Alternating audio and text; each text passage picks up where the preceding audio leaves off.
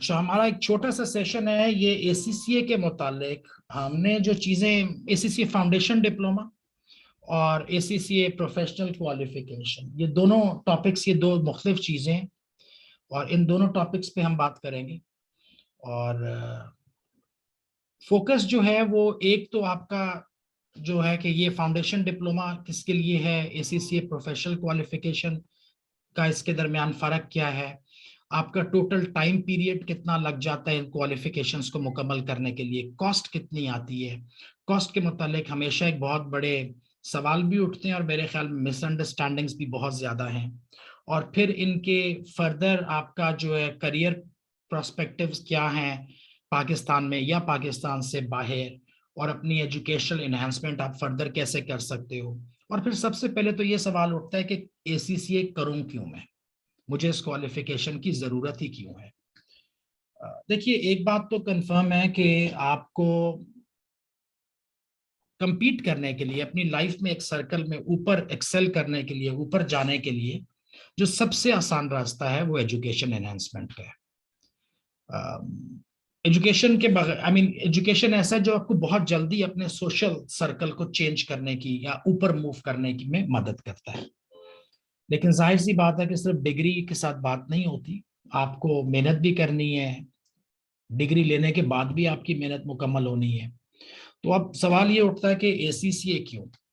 देखो, आपके पास आमतौर पे यंग जो बच्चे हैं, यंग जनरेशन है हमारे पास पाकिस्तान में, इनके लिए एजुकेशन की जो अपॉर्चुनिटीज हैं वो निस्बतन कम है।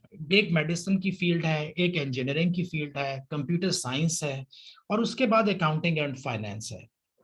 और जो लोग जाहिर सी बात है मेडिकल में या इंजीनियरिंग में नहीं जा पाते, या कंप्यूटर साइंस में या तो जाना नहीं चाहते या जा नहीं सकते, उनके लिए फिर अकाउंटिंग और फाइनेंस ही रह जाता है। तो वैसे तो नजर आ रहा है कि अकाउंटिंग और फाइनेंस जो है ये आपकी मजबूरी या थर्ड फोर्थ ऑप्शन बन गई। असल में ऐसा होना नहीं चाहिए, बहुत प्रेस्टिजियस फील्ड है। आप यकीन मानो कि मेरे पास इंजीनियरिंग की ऑप्शन थी, मैंने इंजीनियरिंग को छोड़ के अकाउंटिंग और फाइनेंस में गया था। और मैंने आज से 25 साल पहले मुझे, यानी मैंने अपनी 1990 में मेरा तकरीबन, आप समझ लो कि बीकॉम किया था मैंने, उसके बाद एमबीए किया, फिर एसीसीए किया, फिर सीमा किया। तो सारी की सारी क्वालिफिकेशन अकाउंटिंग और फाइनेंस में ही है। पहले बीकॉम, फिर एमबीए, फिर एसीसीए, फिर सीमा। अगर अच्छे तरीके से आपने किया हो, आपके पास नॉलेज भी अच्छा हो, और आप मेहनत भी कर रहे हैं और आपको इस प्रोफेशन से लगाव भी है। जब लगाव होता है या किसी चीज से आपको इंटरेस्ट होता है, तब आपकी लर्निंग भी ज्यादा होती है, क्योंकि आप इधर उधर से फिर सीखने की कोशिश करते हो। आप सिर्फ ऐसे ही जिसको कहते हैं कि वक्त गुजारने के लिए नहीं कर रहे इसको, आप इसको हकीकत में पसंद करते हैं। बहुत प्रेस्टिजियस फील्ड है और बहुत ज्यादा पर्सपेक्टिव है, ना सिर्फ पाकिस्तान में बल्कि पूरी दुनिया में। और अगर आप प्रोफेशन वाइज देखें तो ये it is one of the highest paid professions. अब जाहिर सी बात है, वक्त के साथ कुछ मुल्कों में, कुछ जगहों पे कम, कुछ में ज्यादा, लेकिन बहुत प्रेस्टिजियस, बहुत रिस्पॉन्सिबल, बहुत इंपॉर्टेंट और वेरी हाईली पेड प्रोफेशन है। मैंने खुद अकाउंटेंट के तौर पे स्टार्ट किया था। मेरी पहली जॉब जो थी वो 1993 में थी, 94 इनफैक्ट, बिगिनिंग ऑफ 94। तो 94 से लेके फिर 2018 तक अकाउंटेंट से शुरू करके एक मल्टीनेशनल कंपनी में सीएफओ के रोल तक मैंने करियर की प्रोग्रेस देखी है। और 6 मुल्कों में, 6 कंट्रीज में हमारी कंपनीज की सब्सिडरीज थी, उन सबको मैनेज मैं कर रहा था। खैर, ये तो एक छोटा सा बैकग्राउंड क्वालिफिकेशन अकाउंटिंग के आपके प्रोफेशन के मुतालिक। देखिए, एसीसीए क्या है। एक वर्ड होता है इंटरनेशनल क्वालिफिकेशन। एसीसीए एक इंटरनेशनल क्वालिफिकेशन है।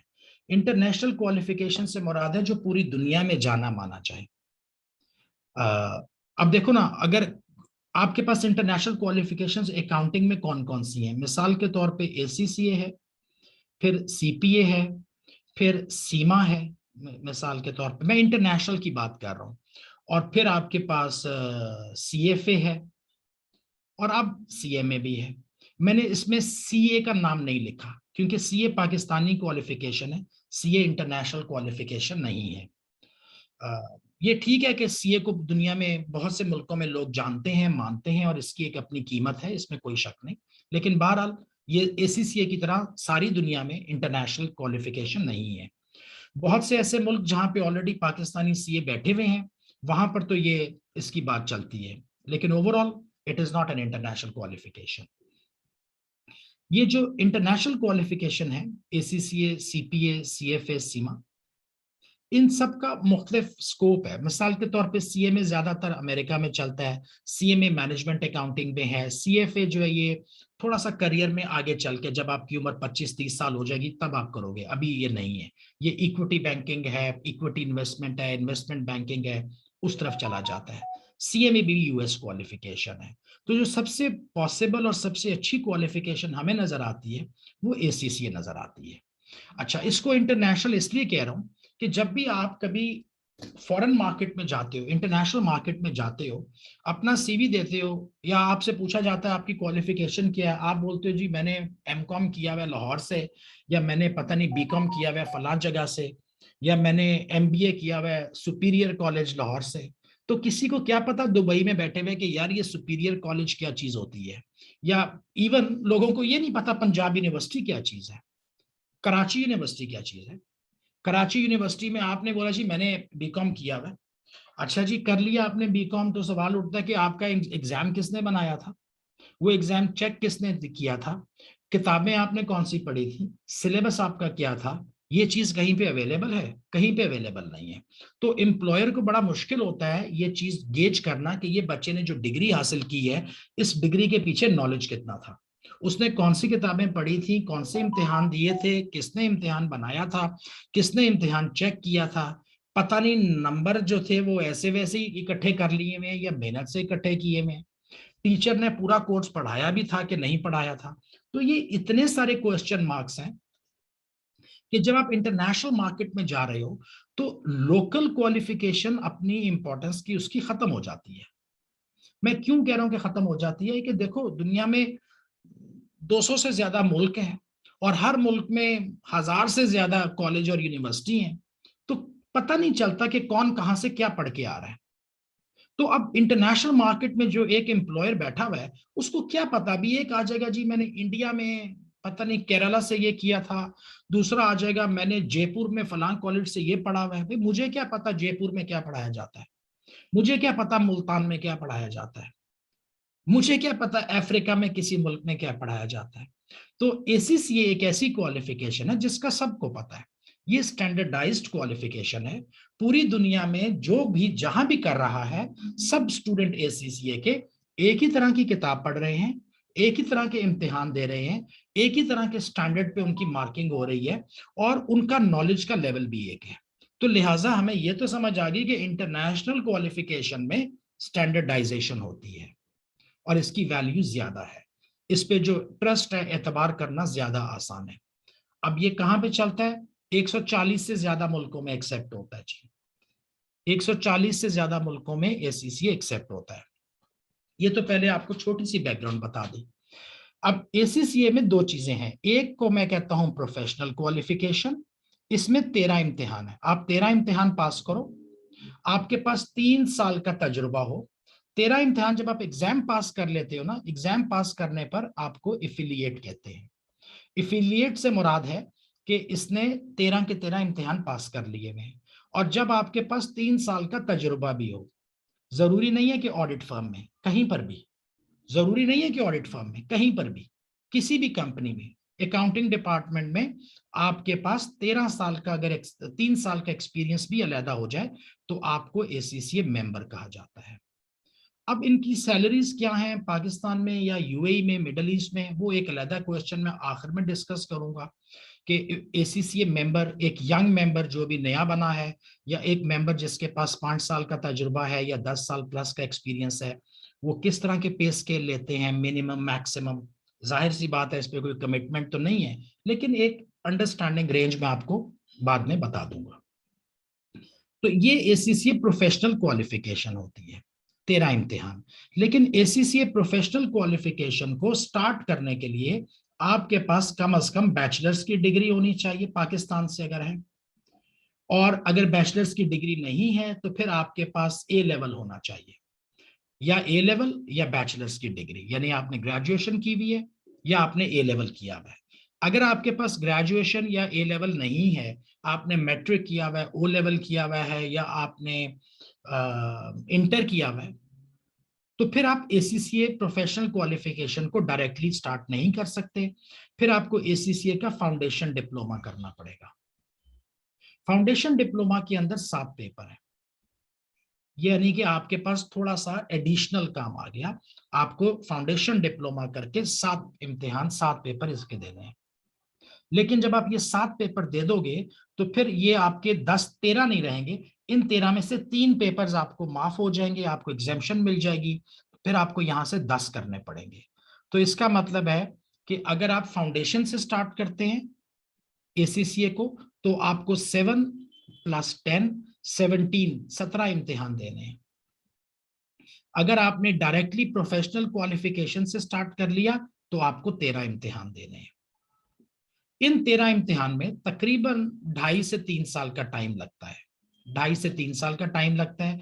ये जो फाउंडेशन डिप्लोमा है ये आपका तकरीबन 1 साल से 1.5 साल, 1 साल में भी बच्चे इसको कर सकते हैं मैक्सिमम, बहुत ज्यादा कोई अगर आराम आराम से करे तो 1.5 साल लगता है, वरना 1 साल में ये फाउंडेशन डिप्लोमा हो जाता है, 2 साल 2.5 साल में ये हो जाता है, तो 3-3.5 साल में आपके पास एसीसीए की क्वालिफिकेशन आप ले सकते हो। थोड़ा सा मैं आगे चलता हूं यहाँ पर कि एसीसीए हम कहते हैं कि it is ACCA accounting and association of certified chart accountants, it's a leading accountancy body, actually it's a globally leading accountancy body.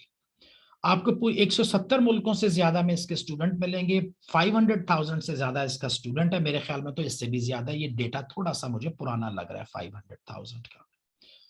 Very well respected qualification, दुनिया में बड़े बड़े आप कहीं पे भी अभी आप आज की तारीख में आप उठाओ, मिडल ईस्ट में, यूएई में, कहीं पर भी जॉब एडवर्टाइजमेंट अकाउंटिंग पोजीशंस के लिए, तो वहां पे लिखा होगा एसीसीए, पहला नाम होगा, स्लैश मिसाल के तौर पे सीपीए लिख देंगे या स्लैश सीए लिख देंगे। So ACCA is a very well reputed, very well respected qualification.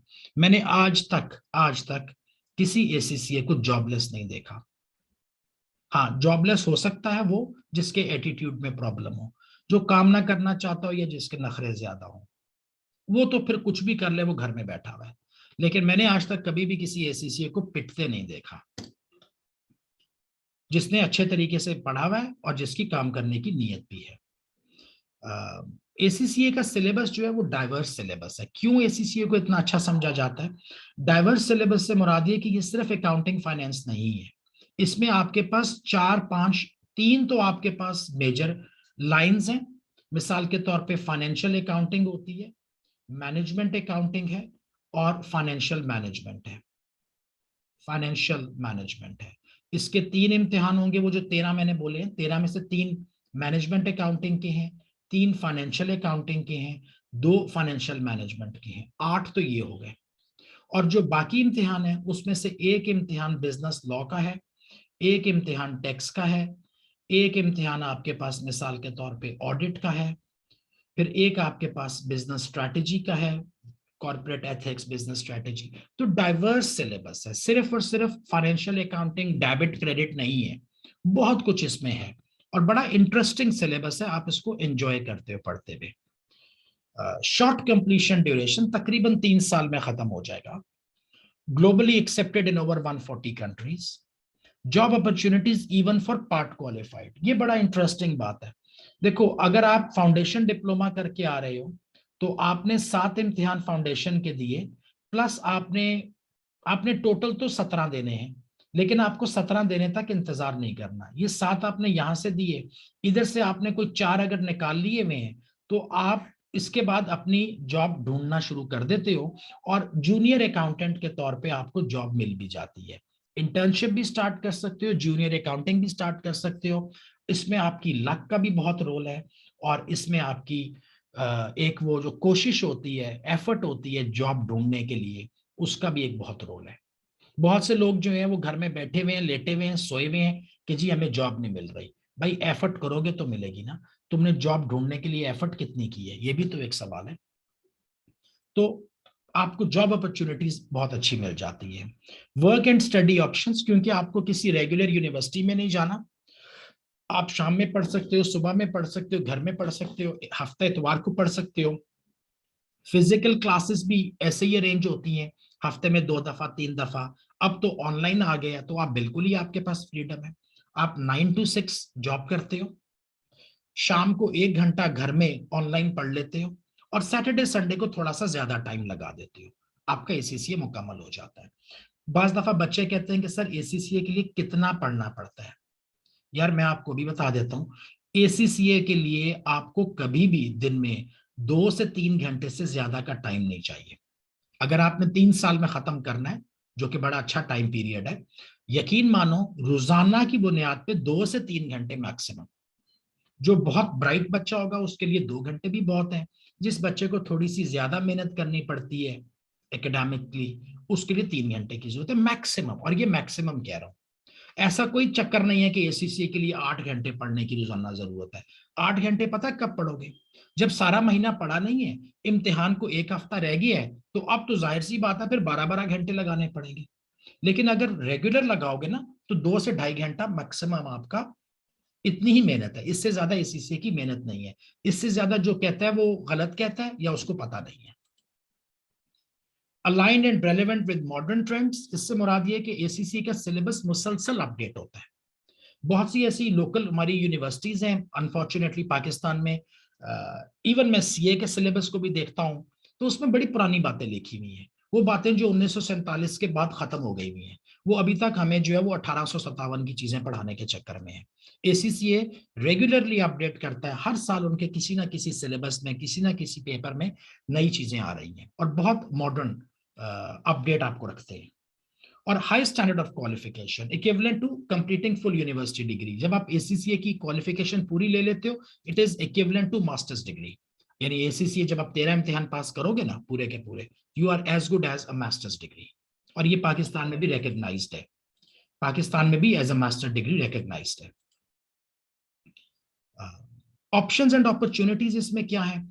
अच्छा मैं थोड़ा सा तेज तेज चल रहा हूं मैं, क्योंकि वीडियो रिकॉर्ड कर रहा हूं, इसको बाद में अवेलेबल कर दूंगा जो लोगों ने बाद में ज्वाइन किया है। यानी क्योंकि इनमें से बहुत सी चीजें ऐसी होती हैं जो आपको पता है, और बहुत सी चीजें ऐसी हैं जो आपको पता भी नहीं है और शायद जरूरत भी ना हो, तो मैं गैर जरूरी चीजें आपको नहीं बता रहा। इसके बाद मैं आपके साथ क्वेश्चन आंसर लूंगा, ताकि इंडिविजुअली आपके जहन में जो जो सवाल है उनके आंसर करो। एक क्वेश्चन जो बच्चों के जहन में बहुत ज्यादा होता है वो टाइम करने का होता है, कि सर इसमें मेरा टाइम कितना लगेगा। क्योंकि एक हमारे पास अनफॉर्चुनेटली सोशल मीडिया नाम की एक चीज है, जिसके ऊपर गलत चीजें बहुत ज्यादा फैलाई जाती हैं। झूठ जितना ज्यादा फैलना शुरू हुआ है सोशल मीडिया के बाद, इससे पहले इतना झूठ इतनी तेजी से नहीं फैलता था। तो टाइम की हमने बात करनी है बच्चों ने, कॉस्ट की इनको बात होती है, और इनको डिफिकल्टी लेवल का, कि सर कितना मुश्किल है, मैं कर भी सकूंगा कि नहीं कर सकूंगा। यानी ये 2 3 4 सवाल हैं बच्चों के जहन में आमतौर पे, कि सर ये बहुत मुश्किल है, मैंने सुना होता ही नहीं है, या इसमें पैसे बहुत ज्यादा लग जाते हैं, या इसमें टाइम बहुत ज्यादा लग जाता है। तो इन तीनों क्वेश्चंस को मैं सेपरेटली आपको क्लैरिफाई कर दूंगा इस तरीके से कि आपको पूरी तरह से बात समझ में आ जाएगी। अच्छा आगे, ऑप्शंस एंड अपॉर्चुनिटीज, 2 तरह की आप चीजें देखते हो अपने करियर में। एक, एजुकेशन, मेरा करियर में एनहांसमेंट। देखिए मेरी उम्र 50 साल है। मैंने एज अ रूटीन पाकिस्तान में जब था, मैंने बीकॉम किया। बीकॉम करते वक्त मेरी उम्र, मेरा ख्याल है शायद 20 साल की होगी। I was like 20 years। फिर मैंने एमबीए किया फाइनेंस में, और डायरेक्टली बीकॉम के बाद ही किया, तो उस वक्त मेरा ख्याल है कि मैं 22 साल का था या 23 साल का था। इसके बाद मैंने कोई क्वालिफिकेशन नहीं ली। मैंने तकरीबन 2006 में, जबकि मेरी उम्र तकरीबन 2006 में मैं 35 साल का था, यहां पे जाके मैंने एसीसीए किया था। और मुझे तब भी एसीसीए करने के बाद ये लगा कि मुझे कुछ और भी करना है। तो 2009 में जब मेरी उम्र तकरीबन 38 साल थी, 38 ईयर्स, तब मैंने सीमा किया था। और अब आज मेरी उम्र तकरीबन 50 साल है। इस वक्त मैं कर तो कुछ नहीं रहा, लेकिन सोच जरूर रहा हूं कि मुझे मजीद क्या पढ़ना चाहिए। हर रोज घंटा 2 घंटा अपने ऊपर तो लगाना है ना। तो इस वक्त मैं ये सोच रहा हूं कि मुझे मजीद क्या करना चाहिए। तो आप ये बात तो ज़हन में रख लो कि कोई भी आपका करियर हो, अगर तो आपने ये सोचा हुआ ना कि यार ये पढ़ाई मेरे लिए, मैंने क्यों पढ़ना है, मुसीबत है, आप उसको बोझ समझते हो, तो फिर उस चीज को छोड़ दो। मुझे क्योंकि अकाउंटिंग और फाइनेंस से मोहब्बत है, अकाउंटिंग और फाइनेंस पे सारी जिंदगी लगा दी है, और मजा आता है इसमें नई से नई चीजें सीखने का। तो मेरे लिए तो ये एक बड़ा, एक आप समझ लो कि एक प्लानिंग है। जिस तरह आप हॉलीडे प्लानिंग करती हो कि यार मैंने अगले साल यूरोप जाना है या इधर उधर घूमने जाना है, तो मैं सोच रहा होता हूँ कि मैंने अब मजीद क्या पढ़ना है, क्योंकि मुझे मजा आएगा कि उसके अंदर नई चीजें सीखने का। और नॉलेज कभी भी किसी के पास पूरा नहीं होता। तो इसी तरीके से आपने भी अपनी आगे करियर एजुकेशन रखनी है। आप एसीसीए कर लोगे तो आप सोचोगे कि मैं इसके बाद क्या करूंगा। एसीसीए के बाद आप, या एसीसीए करते के बाद साथ ही आप, एसीसीए आपको वो ऑक्सफोर्ड ब्रुक्स की bachelors in accounting and finance की ऑप्शन देता है, मास्टर्स की ऑप्शन देता है ऑक्सफोर्ड ब्रुक्स की यूनिवर्सिटी की। एसीसीए करने के बाद आप सीएफए भी कर सकते हो, एसीसीए करने के बाद आप सीआईए भी कर सकते हो। तो ये इस तरह की आपके पास एजुकेशन करियर चलता रहना है। ये मत सोचना कि यार पढ़ना एक बोझ है, पढ़ना बोझ नहीं है, यकीन मानो बोझ नहीं है। पढ़ना तब बोझ लगता है जब आपको ऐसी चीज पढ़ने पे मजबूर किया जा रहा है जो आपको पसंद नहीं है। अगर आपको पसंद है तो फिर तो आप घंटा आधा घंटा अपने शौक से ही पढ़ लेते हो। करियर प्रोस्पेक्ट आपके क्या होते हैं? देखिए, एसीसीए करने के बाद आप पाकिस्तान में भी जॉब कर सकते हैं, और पाकिस्तान से बाहर भी निकल सकते हैं फॉरेन मार्केट में। फॉरेन मार्केट में जो आमतौर पे ज्यादा पॉपुलर डेस्टिनेशंस हैं वो मिडल ईस्ट है। और मिडल ईस्ट में या आप ये दुबई, अबू धाबी वगैरह, ये सारी जो यूएई है, सऊदीया है, बहरेन है, कतर है, कुवैत है, हमारी बहुत बड़ी पाकिस्तान में एसीसीए कम्युनिटी इन मुल्कों में काम कर रहे हैं। अरब कंट्रीज में, अरब कंट्रीज के अलावा आप यूरोप में भी काम कर सकते हैं। हाँ, एसीसीए लेकर आप अमेरिका या कनाडा जाना चाह रहे हो तो मुश्किल होगा। अमेरिका कनाडा में एसीसीए उतना पॉपुलर नहीं है। लेकिन मिडल ईस्ट और यूरोप आपके लिए पूरे का पूरा खुला हुआ है, और यहाँ पे जॉब भी मिल जाती है, प्रोवाइडेड आपने पहले पाकिस्तान में किया हो। एक ये बड़ा चक्कर है, बच्चे कहते हैं जी मैं एसीसीए करके डायरेक्टली बाहर चला जाऊं। वो नहीं होगा। यानी ये मत सोचो कि यूएई में कोई बंदा बैठा हुआ है, क्योंकि आपके पास तो सिर्फ डिग्री है ना, आपके पास एक्सपीरियंस तो है ही नहीं, आपको काम तो आता ही नहीं है। तो अब ये तो हो नहीं सकता कि कोई बंदा तुझे दुबई में बुलाए, तुझे पैसे भी दे और तुझे काम भी सिखाए। तो भाई काम तो तुमने सीखना है पहले। जब तुमने काम सीख लिया हुआ ना, फिर तुम्हें बुला लिया जाएगा कि हाँ अब तुमने काम सीख लिया, आ जाओ। और पहले अकाउंटिंग फाइनेंस का ऐसा मसला याद रखना, बाकी प्रोफेशंस में भी शायद ऐसा ही होता हो, शायद ऐसा ही होता, मुझे नहीं पता। लेकिन अकाउंटिंग फाइनेंस में पहले 3 से 5 साल बड़ी मार पड़ेगी, और उसके बाद फिर मजा है।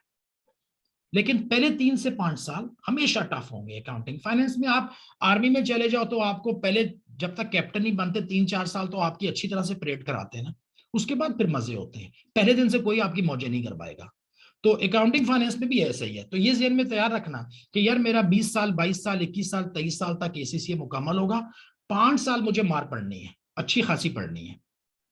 लेकिन उसके बाद फिर मेरा करियर इतना ब्राइट हो जाएगा कि मुझे फिर एक न कंपनी से निकलूंगा, दूसरी में चला जाऊंगा, दूसरे तीसरी में चला जाऊंगा, पाकिस्तान से दुबई चला जाऊंगा, दुबई से सऊदीया चला जाऊंगा, या इवन यूरोप चला जाऊंगा। और ये अपॉर्चुनिटीज मौजूद हैं। ये वही रास्ता है जिससे मैं भी गुजरा हूं, मैं भी इसी रास्ते से गुजरा हूं।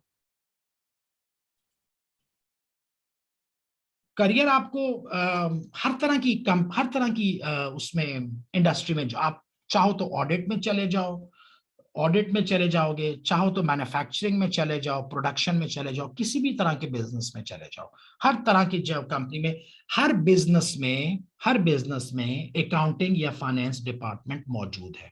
कोई भी कंपनी अकाउंटिंग फाइनेंस डिपार्टमेंट के बगैर काम नहीं करती। तो इसका मतलब है हर कंपनी को एक अदद एसीसी कम से कम जरूरी है। और एसीसी वाले लोग जो होते हैं ना, बड़े इंपॉर्टेंट होते हैं, क्योंकि ये पैसे का हिसाब किताब रखते हैं। ये ओनर्स का, शेयर होल्डर्स के पैसों के राजदार होते हैं, और इनकी बड़ी वैल्यू है। यानी अगर आप किसी बड़ी कंपनी में जिसका करोड़ों रुपए का, या करोड़ों तो खैर बहुत छोटी सी बात हो गई, करोड़ में तो अब पाकिस्तान में घर नहीं आता, चलो खैर, करोड़ों अरबों रुपए का कारोबार एक नॉर्मल बात है। आप किसी टेक्सटाइल मिल को पाकिस्तान में देख लो, सबकी एनुअल टर्नओवर 1 अरब रुपए से ज्यादा का है।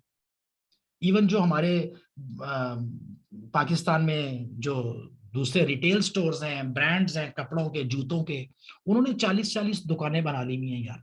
कपड़ों जूतों के ब्रांड ने, 40-40 दुकानों का नेटवर्क है, उनका भी कारोबार जो है वो करोड़ों अरबों में चला गया है। तो इन करोड़ों अरबों का हिसाब किसने करना है? आप ही लोगों ने करना है। आपकी बड़ी वैल्यू होती है, क्योंकि आपने अपने ओनर का, शेयर होल्डर का, अपने बिजनेस, जिस बिजनेस के लिए आप काम कर रहे हो, आप उसको प्रोटेक्ट कर रहे हो, उसके उसके पैसे का हिसाब किताब रख रहे हो। इट्स एन इंपॉर्टेंट पोजीशन, और it's a very respectable position by the way. Road map for of ACCA, ACCA में दो तरह के मैंने आपको बता दिए। अगर तो आपके पास इंटर है, तो आपको फाउंड यानी ग्रेजुएशन नहीं आपने की हुई, आपके पास कोई भी क्वालिफिकेशन है बैचलर्स डिग्री से कम हो, मैट्रिक, ओ लेवल या इंटर, आपको फाउंडेशन डिप्लोमा करना है, ए लेवल या ग्रेजुएशन, बीकॉम, बैचलर्स, आप प्रोफेशनल क्वालिफिकेशन से स्टार्ट करोगे। फाउंडेशन डिप्लोमा में 7 पेपर है, मैंने आपको बता दिए। इन 7 पेपर्स में पहला आपका ये FA1 कहते हैं, बड़ा पॉपुलर है। FA1 financial accounting 1, MA1 management accounting 1, फिर FA2 ये इसी की कंटिन्यूएशन है, फिर MA2 ये इसी की कंटिन्यूएशन है।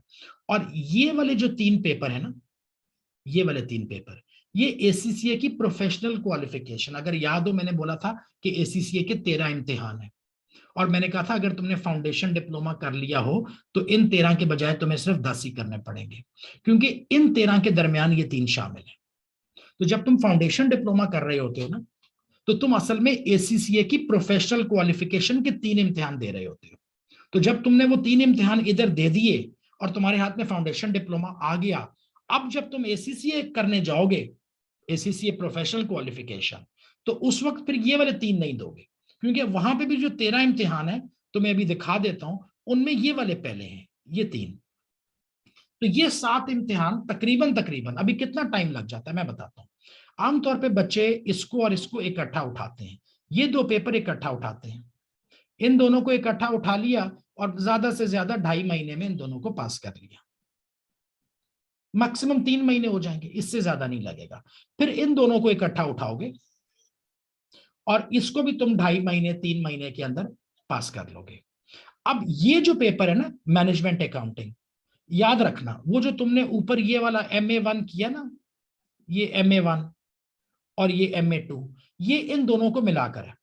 अगर तुमने ऑलरेडी MA1 कर लिया हुआ और MA2 कर लिया हुआ, तो यकीन मानो ये वाला जो पेपर है तुम्हारा, इस पे तुम्हारा 1 महीना मैक्सिमम लगेगा, इससे ज्यादा नहीं लग सकता, क्योंकि इसके अंदर ये दोनों शामिल थे, ये उन्हीं का तकरीबन पेपर है। इसी तरीके से तुमने जब ये वाला किया हुआ ना, ये वाला FA1 वाला और फिर ये FA2 वाला, तो ये जो तुम्हारा पेपर है ना FFA, ये इसके साथ मिलके आता है। तो जब तुमने इसको पढ़ लिया हुआ है, पास कर लिया हुआ है, इसको पास कर लिया हुआ है, तो इसमें भी तुम्हारा महीने से 1.5 महीना लगेगा, इससे ज्यादा नहीं लगेगा। तो 1-1.5 महीना इधर लगेगा, 1-1.5 महीना इधर लगेगा मैक्सिमम। 3 महीने, 6 महीने और ये 3 9 महीने, ये 9 महीने में ये पेपर्स निकलते हैं। और मैं आपको बड़ा प्रैक्टिकल बता रहा हूं, मैं इसमें कोई बात को एग्जेजरेट नहीं कर रहा, ये इससे कम में भी हो सकता है। मैं आपको बड़ा खुला डुला टाइम दे रहा हूँ, खुला डुला टाइम दे रहा हूँ, यकीन मानो। बीच में सिर्फ ये रह जाएगा, और ये पेपर सिर्फ थ्योरी का है। इसको पढ़ने के लिए किसी से भी पूछ लेना, इसको पढ़ने के लिए 1.5 महीना बहुत होता है, सिर्फ थ्योरी है, इसमें कैलकुलेशन नंबर कैलकुलेटर है ही नहीं। तो मेरे भाई ये FA1 और FA2 जब कर लिया, तो FFA ये वाला आपके लिए हलवा है। जब तुमने MA1 MA2 कर लिया, तो FMA मैनेजमेंट अकाउंटिंग वाला ये तुम्हारे लिए बिल्कुल हलवा रह जाएगा। तो ये पेपर ऐसे निकालने हैं तुमने, ये FA1 और MA1 को इकट्ठा पकड़ना है, FA2 MA2 को इकट्ठा पकड़ना है। उसके बाद इस MA1 की और MA2 की बुनियाद पर ये FMA तुम्हारा चलेगा, ये FA1 और FA2 की बुनियाद पर ये FFA तुम्हारा चलेगा। बीच में ये रह जाएगा, इसको आखिर में करना है, इसको आखिर में करना है। तो ये 7 पेपर तुमने निकाल दिए, तुम्हारे पास आ गया फाउंडेशन डिप्लोमा, और तुम already you are quite confident कि ACCA क्या होता है, और तुम अब मूव करोगे ACCA की प्रोफेशनल क्वालिफिकेशन की तरफ। प्रोफेशनल क्वालिफिकेशन में देखो, वो जो पहला लेवल था ना तुम्हारा, ये वाले 3 पेपर, ये वाले 3 पेपर, इसको देख लो, accountant in business, management accounting, financial accounting, यही 3 पेपर इधर आएंगे। Accountant in business, accountant in business, management accounting और फाइनेंशियल अकाउंटिंग, ये तुम्हारे उधर फाउंडेशन डिप्लोमा के आखिरी 3 पेपर थे। अब तुमने क्योंकि फाउंडेशन पास कर लिया है तो तुम्हें ये तो करने ही नहीं पड़ेंगे, इनसे तुम्हें एक जान छूट गई, ये तुम्हें नहीं करना है। अब तुम कहां से स्टार्ट करोगे? तुम यहां से स्टार्ट करोगे, ये F4 F5 F6 F7 F8 F9, तुम यहां से स्टार्ट करोगे। जाहिर सी बात है इसमें भी ये सारे पेपर्स एक सीक्वेंस में नहीं करने। एसीसी आपको इजाजत देता है कि आप सीक्वेंस अपनी मर्जी का कोई भी रख सकते हो। तो बास बच्चे पहला पेपर ये वाला रख लेते हैं F7, F7 के बाद F5 करते हैं, फिर F6 करते हैं, फिर F9 करते हैं, फिर F8 करते हैं। अपनी मर्जी है, जिस मर्जी सीक्वेंस में तुम ये रख लो, इसमें कोई कंपल्शन नहीं है। यहां पर भी तुम्हें कितना टाइम लगेगा, ये तो तुम्हें एग्जाम्प्ट हो गया मेरे भाई फाउंडेशन की बुनियाद पर। हर सेमेस्टर में अगर तो तुम जॉब कर रहे हो, जो कि मेरा ख्याल है कि नहीं कर रहे होगे, अगर जॉब, अब एसीसीए का इम्तिहान इन पेपर्स के लिए हर 3 महीने के बाद इम्तिहान होता है, हर 3 महीने के बाद एग्जाम होता है। एग्जाम कैसे होगा? मार्च में होगा, जून में होगा, सितंबर में होगा और दिसंबर में होगा। ये एसीसीए के एग्जाम्स की स्केड्यूल है। और आप इनमें से कोई भी पेपर या मार्च में या जून में या सितंबर में या दिसंबर में दे सकते हैं। कम अज कम हर सेमेस्टर में एक एक पेपर दोगे तो एक साल में 4 पेपर निकालोगे। अब तुम्हें करने कितने हैं वो मैं तुम्हें भी बता देता हूं, लेकिन ये जो एक एक पेपर दे रहे हो ना, ये कम अज कम है। अगर तो जॉब नहीं कर रहे, और जाहिर सी बात है मुझे लगता है कि नहीं कर रहे, तो फिर तुम मिक्सचर भी बना सकते हो। मिसाल के तौर पे देखो, ये F4 को और F7 को इकट्ठा करके दिया जा सकता है 3 महीने के टाइम में।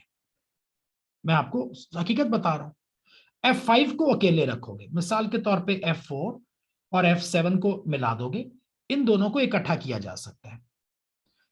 यहां पे F5 को अकेला रखोगे, फिर F6 को और F8 को भी मिला सकते हो, और यहां पे F9 को रखोगे। तो तुम ये अपना 6 पेपर है तुम्हारे पास, 1 2 3 4 5 6, ये 6 पेपर एक साल में यकीनी तौर पे किए जा सकते हैं।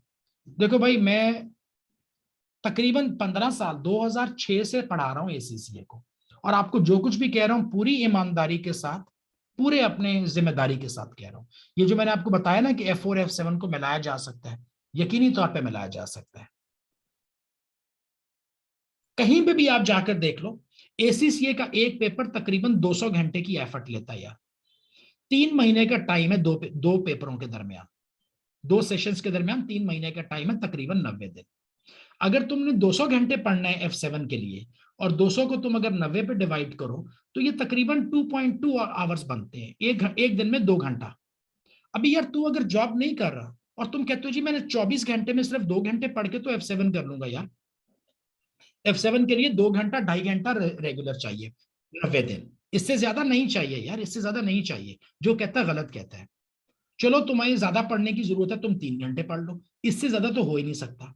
अब तुम्हारे पास है 24 घंटे, तुम 24 घंटे में से 3 घंटे तो F7 को दे रहे हो, तो मुझे ये पूछने का हक बनता है कि तुम जॉब तो करते नहीं हो, नौकरी पे तो जाते नहीं हो, सुबह 9 10 बजे 8 बजे उठते हो भाई, 24 घंटे में से 3 घंटे की तो तैयारी तूने F7 की कर ली, बाकी टाइम किधर है तेरा? क्या 24 में से सिर्फ 3 घंटे ही काम करना है? तो तुम कहते हो सर मैं F4 को टाइम कम लगता है, F4 को मैक्सिमम 150 घंटे लगेंगे मैक्सिमम, F4 के लिए 2 घंटे लगाओगे। तो तुमने अगर अपना स्केड्यूल बनाया हुआ कि मैंने डेली 24 घंटे में से 5 घंटे पढ़ना है, 2 घंटे F4 को दूंगा, 3 घंटे F7 को दूंगा, तुम्हारी बात खत्म हो जाती है। क्योंकि F4 थ्योरी है, F4 का पेपर क्यों F7 के साथ मैं ला रहा हूं? F7 में कैलकुलेशन है, अकाउंटिंग है, कैलकुलेटर इस्तेमाल होगा। F7 सिर्फ पढ़ना है, सुनना है, नंबर वगैरह कोई नहीं है, कोई हिसाब किताब नहीं है, सिर्फ थ्योरी का पेपर है, बहुत आसान है, इसलिए साथ में ला दिया। तो कहने से मुराद है कि इस एक सेमेस्टर में तुम 2 पेपर निकाल सकते हो। अगले में F5 तुम्हें तंग करेगा, एक ही रखना, इसके बाद 2 निकाल सकते हो, इसके बाद इसको भी अकेला ही रखना। तो एक साल में 6 पेपर निकलते हैं यार। तो तुमने ये वाला पहला फाउंडेशन करके आ गए, तो पहले साल में तो ये मुकम्मल कर लिया। इसके बाद क्या करना है?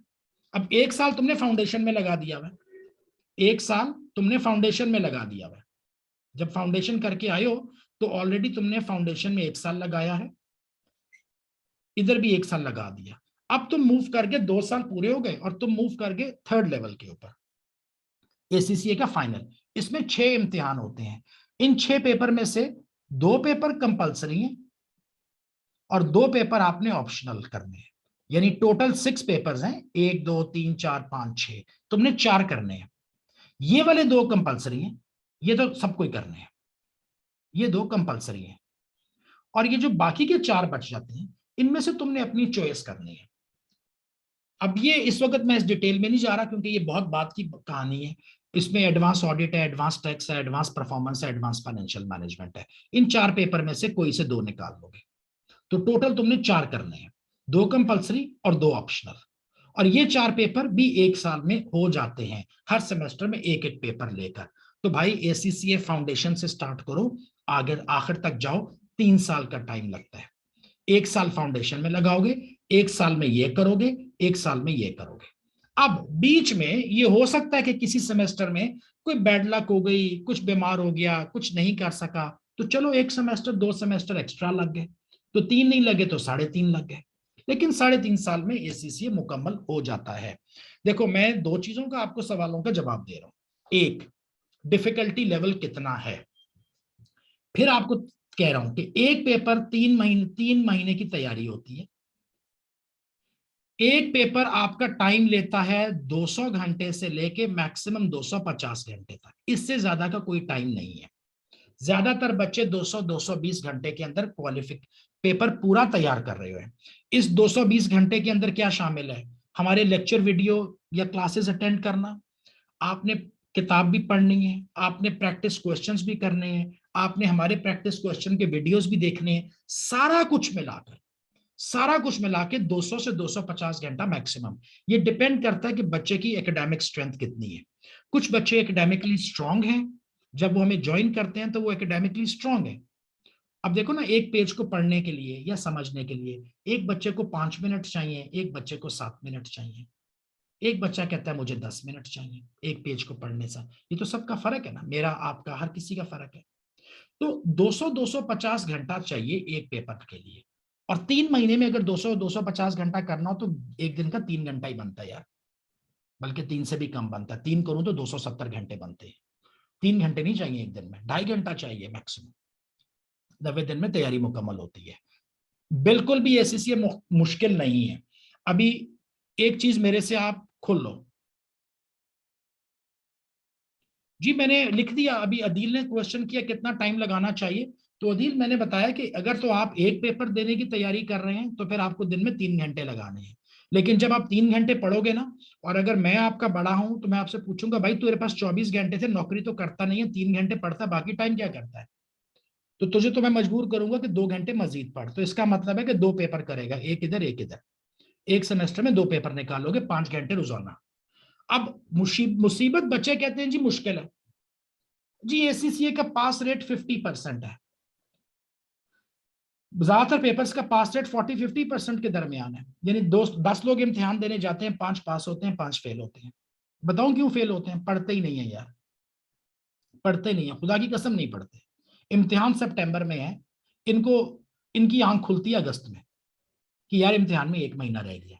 अब 1 महीने में जब 250 घंटे करने हो या 200 घंटे करना हो तो रोजाना का 9 घंटा चाहिए। ये तो होगा नहीं। देखो ना, अगर मैंने हर महीने 3 महीने मुसलसल पढ़ा तो मैंने हर रोज 3-3 घंटे पढ़ा था। अब तूने कहना नहीं जी मैंने तो आखिरी 1 महीने में तैयारी करनी है, तो फिर उन 30 दिनों में रोजाना 9 घंटे पढ़ना है, और ये तो होगा नहीं। और फिर क्या होगा? फेल हो जाओगे। जब फेल होगे तो एसीसीए का तकरीबन एक एग्जाम की फीस $100 होती है। एसीसीए की तरफ से इम्तिहान की फीस तकरीबन $100, किसी की कम किसी की ज्यादा। बाज इन पेपर्स की तो 120-140 डॉलर तक चली जाती है। हाँ जी, इधर 100 बल्कि 120 पाउंड तक जाती है, तो $150 है, 25,000 रुपया पाकिस्तानी। तो 25,000 रुपया जाया हो जाएगा, $100 नहीं, $150 जाया होगा, क्योंकि तुमने 2 महीने तो तुम्हें मौज मेला कर रहे थे। अब मस्ती तुम करो, मौज मेला तुम करो और बदनाम एसीसी हो या बदनाम तुम्हारा टीचर हो, तो ये तो ठीक नहीं है ना। तो मुश्किल बिल्कुल नहीं है। आप मुझे बोलो कि जी मैं 3 घंटे हर रोज पढ़ूंगा, मैं तुम्हें अभी किसी कागज पे साइन करके दे सकता हूं कि तुम पास हो जाओगे। तो मुझे बोलो कि सर मैं कमिटमेंट कर रहा हूं कि मैं रोजाना 3 घंटे पास हो रहा हूं, मैं भाई इसी कागज पे दस्तखत करके कसम खा लेता हूं कि तू पास हो जाएगा। तेरा फेल होने का कुछ चांस ही नहीं है। तू तब फेल होगा जब तू पढ़ेगा ही नहीं। यानी देखो ना, 100 में से 50 नंबर लेने हैं पास होने के लिए, पास होने के लिए 50 नंबर चाहिए। अगर तुम रोजाना 3-3 घंटे पढ़ रहे हो तो यार जो भी कर लो 50 तो ले ही लोगे। चलो इतने जीनियस नहीं थे, 70 नहीं आए, 80 नहीं आए, 90 नहीं आए, पाकिस्तान टॉप नहीं किया, दुनिया टॉप नहीं किया, कम से कम 50 तो बनते हैं यार, इतने आ ही जाते हैं। वो जिसके 50 भी नहीं आ रहे ना, वो उसने काम ही कुछ नहीं किया हुआ। यकीन मानो ऐसा ही है। इतने साल हो गए मुझे पढ़ाते हैं, मैंने 25,000 से ज्यादा स्टूडेंट पढ़ाए और दुनिया के हर मुल्क का स्टूडेंट पढ़ाया है। तो लिहाजा मुझे सब स्टूडेंट की साइकोलॉजी पता है। पढ़ता ही नहीं है बच्चा आखिर तक, सोचता है कि यार मैं अगस्त के महीने में जाके कर लूंगा, क्योंकि सारे ही अपने आप को 30 मार खान समझते हैं। सबका ये ख्याल है कि आखिर में 1 महीने में मैं कर लूंगा, बाकी कोई कर सके ना कर सके मैं कर लूंगा। तो वो फिर नहीं होता यार। करियर प्रोग्रेशन आपकी देखिए, अब जब आप जॉब करते हो, अब एसीसी मुकम्मल आपने कर ली है, तो आपका करियर प्रोग्रेशन ऐसे बनता है मेरे भाई। देखो, स्टार्ट करते हो, बाज लोग स्टार्ट करते हैं एज एन इंटर्नी और बाज लोग स्टार्ट करते हैं डायरेक्टली एज एन अकाउंटेंट। इसमें रोल चलता है कि कोई किसी का कोई ताल्लुक है, पूरी दुनिया में ये चलता है, पूरी दुनिया में चलता है, कोई ना कोई ताल्लुक है, या किसी की लक है, या किसी ने किसी में कैपेसिटी बहुत अच्छी है, बहुत स्मार्ट है, वो डायरेक्टली अकाउंटेंट की जॉब पे आ जाता है। जिसमें ये सब फीचर्स ना हो, वो कुछ 6 महीने एज एन इंटर्नी भी लगा लेता है। मैं फर्म की बात नहीं कर रहा, मैं इंडस्ट्री की बात कर रहा हूँ। ऑडिट फर्म की मैं बात नहीं करता, मैं इंडस्ट्री की बात करता हूँ। इंडस्ट्री से मुराद है कंपनीज। देखिए, दो चीजें होती हैं, एक को कहते हैं प्रैक्टिस, एक को कहते हैं इंडस्ट्री। क्योंकि मैंने अपनी जिंदगी का ज्यादा वक्त इंडस्ट्री में लगाया है, मैं प्रैक्टिस में नहीं गया। प्रैक्टिस से मुराद है ऑडिट फर्म्स। मैंने अपने करियर के सिर्फ 6 महीने इंडस्ट्री में लगा, प्रैक्टिस में लगाए थे 6 महीने। मैंने ऑडिट में 6 महीने जॉब की है, छोड़ दिया ऑडिट को, मैं डायरेक्टली इंडस्ट्री में आ गया था, यानी कंपनी में जॉब कर ली थी। तो आप तकरीबन 2 साल आपको अकाउंटेंट के तौर पे काम करोगे, फिर आपकी प्रमोशन होएगी, आप सीनियर अकाउंटेंट बन जाते हो, कोई 2 साल यहाँ पे लगाते हो और आप चीफ अकाउंटेंट बन जाते हो। यहां तक आते आते आपका 5 साल का तजुर्बा हो गया है।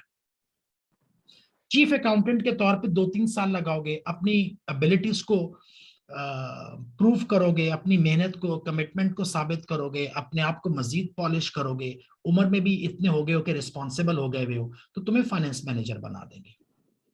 2-3-4 साल फाइनेंस मैनेजर की पोजीशन पे रहते हो, फिर उसके बाद सीनियर फाइनेंस मैनेजर आ जाते हो। अब बाज लोग अपनी जिंदगी का करियर यहीं पे खत्म कर देते हैं, इससे ऊपर जा ही नहीं सकते। जैसे होता है ना आर्मी में कि बाज लोग कर्नल पे रिटायर हो जाते हैं, या बाज लोग मेजर पे रिटायर हो जाते हैं, वो ऊपर जा ही नहीं सकते क्योंकि उनमें वो कैपेसिटी नहीं होती। कंपनी देख रही है कि इसमें वो कैपेसिटी नहीं है कि मैं इसको ऊपर प्रमोट करूं, तो ये फाइनेंस मैनेजर की पोजीशन में ही रिटायर हो जाएगा। कुछ लोग थोड़ा सा ऊपर जाके सीएफओ, सीनियर फाइनेंस मैनेजर तक आ जाते हैं, और बहुत कम लोग सीएफओ तक आते हैं। मेरा अल्लाह का शुक्र है मैं इस पोजीशन पर रिटायर हुआ, क्योंकि सीएफओ आने के लिए आपके पास सिर्फ अकाउंटिंग फाइनेंस नहीं, और बहुत सी स्किल्स होनी चाहिए। कम्युनिकेशन है, मैनेजमेंट है, लीडरशिप स्किल्स है, टीम बिल्डिंग है, टीम को कैसे चलाना है, ट्रस्ट वर्दीनेस है, लॉयल्टी है कंपनी के साथ। इन सब चीजों के साथ जाके आप सीएफओ बनते हो। सीएफओ के लिए सिर्फ आपको एसीसी होना सीएफओ नहीं बनाता, या सीएमए कर लेने से आप सीएफओ नहीं बन जाते, क्योंकि सीएफओ के लिए आपको और आपने एक पूरी बहुत बड़ी टीम को चलाना है। और सच्ची बात है कि सीएफओ जो है वो टेक्निकल काम कम ही कर रहा होता है, टेक्निकल काम सारे इस लेवल पे हो रहे होते हैं। सीएफओ सिर्फ मैनेज कर रहा है, सुपरवाइज कर रहा है। तो ये आपके करियर प्रोग्रेशन है, और बहुत प्रेस्टिजियस है जी, बहुत रिस्पेक्टेबल प्रोफेशन है पूरी दुनिया में, यानी इज्जत है अकाउंटिंग और फाइनेंस प्रोफेशन की। और जाहिर सी बात है कि इसमें मुख्तलिफ क्वालिफिकेशंस हैं। कुछ लोग इसी करियर को सीए के थ्रू हासिल कर रहे हैं, यानी यही करियर आप एसीसीए के थ्रू भी ले सकते हो, आप सीए के थ्रू भी ले सकते हो, आप सीपीए के थ्रू भी इसी करियर को फॉलो कर सकते हो, जिसमें मर्जी कर लो। ये यानी अकाउंटिंग एंड फाइनेंस प्रोफेशन ये है। इसकी बुनियाद पे 2-3-4 क्वालिफिकेशंस खड़ी हुई हैं, ACCA है, CA है, CPA है। पाकिस्तान में तो खैर CPA चलता ही नहीं है और पूरी दुनिया में भी कम हो गया है। CPA ज्यादातर ऑस्ट्रेलिया में है, अमेरिका में है, कनाडा में है, ज्यादातर मुल्कों में ACCA चल रहा है। फी स्ट्रक्चर, जब आप ACCA के स्टूडेंट बनते हो तो आपने पहले अपनी स्टूडेंट रजिस्ट्रेशन करानी है। पाकिस्तान में इसकी फी 45 GBP है, वैसे ACCA की 79 है, लेकिन पाकिस्तान मार्केट में ये लोग कम चार्ज करते हैं। तो 45 पाउंड तकरीबन 60 के करीब डॉलर बन जाते हैं। $60 तकरीबन कोई मेरे ख्याल में 9-10 हजार बन जाता है मेरे ख्याल में, I don't know. Annual subscription आपको हर साल देनी है, ये 79 पाउंड है, ये आप हर साल दोगे जब तक कि आपका ACCA मुकम्मल नहीं होगा। उसके बाद आप ACCA मेंबर बन जाओगे तो फिर आप मेंबरशिप फी दोगे। फिर आपने एग्जाम फी देनी है। तो ये मैंने 100 USD लिखा हुआ है, 100 USD ठीक नहीं है, तकरीबन आप समझ लो कि कोई 130 बास पेपर्स का, फाउंडेशन पेपर्स तकरीबन 100 USD के हैं, स्किल्स पेपर तकरीबन 140 USD है, और स्ट्रेटेजिक पेपर तकरीबन $170 है। ये तकरीबन ऐसा है। वो जो पहले लेवल है ना, पहले 7 पेपर, एक पेपर की एग्जाम फी तकरीबन $100 होगी। 14-15-16 हजार रुपये पाकिस्तान में लेते हैं। जो आपके स्किल पेपर थे F4, F5, F6, F8, F9, वो तकरीबन $140 तक है उसकी फीस। और जो एडवांस पेपर है, आखिरी 3 वाले जो आखिर में देने 4 पेपर, वो तकरीबन 170 है। तो ये थोड़ा सा गलत है, यहाँ पे 100 GBP लिखना चाहिए था, USD नहीं। अच्छा, इसके बाद tuition fee as per the institute, इसमें अब आपकी मर्जी है। देखिए, ACCA ने तो आपसे नहीं कहा कि आप जाकर कहीं से पढ़े। ACCA ने कहा है कि आप स्टूडेंट के तौर पे रजिस्टर करवाएं, खामोशी से ये इम्तिहान की फीस दें और आकर इम्तिहान दे दें। कौन सा इम्तिहान है? FA1 है। FA1 का सिलेबस क्या है? ये है। अब कहां से पढ़ो ये आपकी मर्जी है। चाहो तो घर बैठ के खुद पढ़ लो, चाहो तो इधर उधर से कहीं से कोई और रिसोर्स ढूंढ लो, चाहो तो किसी प्रॉपर ट्यूटर के साथ लग जाओ, कहीं पे आप ऑनलाइन पढ़ लो, फिजिकल पढ़ लो, ये आपकी मर्जी है। ACCA ने आपको नहीं कहा कि आपने जरूर स्कैन्स के साथ या वर्टेक्स के साथ रजिस्टर करवाना है। भाई, ये स्कैन्स एक कमर्शियल ऑर्गेनाइजेशन है, वर्टेक्स भी एक कमर्शियल ऑर्गेनाइजेशन है। ये आपकी चॉइस है, ना इसको पढ़ो ना इसको पढ़ो, जहां से दिल करे पढ़ो। घर बैठ के पढ़ लो, बिल्कुल भी ना पढ़ो, अल्लाह से दुआ कर लो, इम्तिहान वाले दिन जाओगे, अल्लाह ताला ने कुछ नाजिल कर दिया, लिख देना। ACCA नहीं पूछेगा कि भाई तूने किताब पढ़ी थी कि नहीं पढ़ी थी, तूने किस टीचर से पढ़ा था। ACCA को इससे कोई गर्ज नहीं है। ACCA ने तुझे इम्तिहान देना है, उस इम्तिहान में सवाल है, तुमने उन सवालों के जवाब देने हैं। सवालों के जवाब दे दोगे तो तुम पास हो जाओगे, जवाब नहीं दोगे तो फेल हो जाओगे। इसका कोई ताल्लुक ही नहीं है कि तुमने कहां से पढ़ा है और कितने पैसे दे के पढ़ा है। अब ये ट्यूशन फी डिपेंड करती है डिफरेंट इंस्टीट्यूट पे। यहां पे मुझे किसी ने शुरू में कहा कि सर तकरीबन 15,000 रुपया महीना। अच्छा, ये 15,000 रुपया महीना जो ना, ये बहुत ही गैर मुनासिब सी एक बात है, गैर मुनासिब बात है। मेरा नहीं ख्याल कि ये फीस है या ये फीस होनी चाहिए। मेरा नहीं ख्याल कोई इतना चार्ज कर रहा है। अगर कोई इतना चार्ज कर रहा है तो वो फिर नाहक चार्ज कर रहा है। यानी ACCA के लिए ऐसी फीस मेरे जेहन में नहीं आती, बहुत ज्यादा। ये आमतौर पे एक कोर्स के लिए, एक सब्जेक्ट के लिए जो 3 महीने का होता है, 6 से 8 हजार रुपया होता है, मैक्सिमम 9,000 रुपया होता है 3 महीने का। यानी ये 6,000 कम से कम है, 9-10 हजार मैक्सिमम है। और वो भी मैं जो 9-10 कह रहा हूँ, वो 1 महीने का नहीं कह रहा, मैं 3 महीने का कह रहा हूँ, पूरे कोर्स का कह रहा हूँ। अब 15,000 रुपया महीना ये है कि यार 3 महीने का कोर्स 45,000 रुपए में। ये पाकिस्तान की मार्केट में 3 महीने का एक बच्चा एक कोर्स 45,000 का नहीं दे सकता। और मेरा नहीं ख्याल कि इसको कोई चार्ज कर रहा है। अगर कोई चार्ज कर रहा है तो बहुत ज्यादा चार्ज कर रहा है। वो क्यों चार्ज कर रहा है मुझे नहीं पता। देखिए, आपने एक इंस्टीट्यूट का नाम लिख दिया है।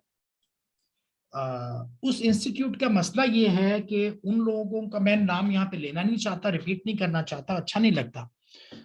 वैसे तो उस इंस्टीट्यूट के जो ओनर हैं, 1993 से मैं उनको जानता हूँ, मेरा उनसे जाती ताल्लुक है। होता यह कि बच्चे, जब आप वहां पे फीस देते हो ना, आपने बोला कि जी उस इंस्टीट्यूट में 25,000, अभी किसी ने चैट में लिखा है, या 28,000 लिखा है। मसला ये है कि ये एकेडमिक फी नहीं दे रहे, या पढ़ने के लिए नहीं दे रहे। उस इंस्टीट्यूट के बहुत ज्यादा एडवर्टाइजमेंट होती है, उस एडवर्टाइजमेंट के पैसे भी आपने देने हैं। उस इंस्टीट्यूट के कैंपस लगे हुए हैं बड़े बड़े, उन कैंपस के अंदर एडमिनिस्ट्रेटिव खर्चे हैं, उनके लाखों रुपए के किराए हैं, उनके एसी के बिल है, इलेक्ट्रिसिटी बिल 3-3 4-4 5-5 लाख रुपए का आता है। वो उन्होंने जेब से तो नहीं देने, आप ही ने देने हैं। वहां पे सिक्योरिटी भी है, रिसेप्शन भी है, अकाउंटिंग डिपार्टमेंट भी है, फलांग भी है, फलां भी है, वो सारे पैसे भी आप ही ने देने हैं।